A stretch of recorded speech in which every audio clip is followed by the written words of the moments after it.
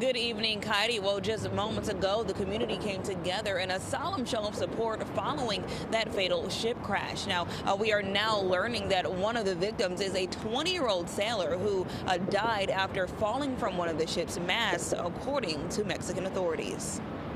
Bouquets of flowers rest along a barrier that sits at Pier 35 in Lower Manhattan, where that Mexican Navy training ship remains docked after crashing into the Brooklyn Bridge Saturday in a tragic incident that killed 2 people.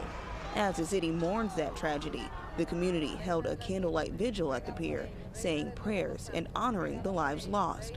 Betsy Ringo lives near the East River and heard the sirens when the crash happened. She came to Pier 35 to send her condolences. Firemen, trucks, the helicopters wake me up. I felt sad about the people and everything, and the 2 people that died. The tragedy, captured on cell phone video by onlookers, shows the boat gliding along the East River when it crashed. The governor of Veracruz, a state in Mexico, identifying one of the victims who was on the ship as America Yamilet Sanchez.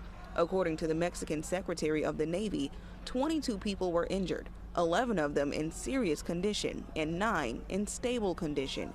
Today, Senator Chuck Schumer questioning if cuts by the federal government may have played a role in the incident. He's raising concerns about staffing issues in the Coast Guard and whether the system meant to monitor ship traffic was fully operational. There are indications that this service, called the VTS, may not have been fully or adequately functional in light of that hiring freeze. We don't know the answer to that question. We need answers. If this were the case, the Brooklyn Bridge accident could be a national harbinger, demanding immediate attention. Officials say the ship suffered an apparent mechanical failure, which caused the captain to lose control of the ship as it was sailing to Iceland with 277 people on board. As the investigation into the crash continues, attorney and maritime expert Kevin Mahoney is giving insight into what federal investigators will likely examine. They'll be looking at things like were there prior engine failures with this vessel. They may be looking at fuel. Was the correct fuel being used?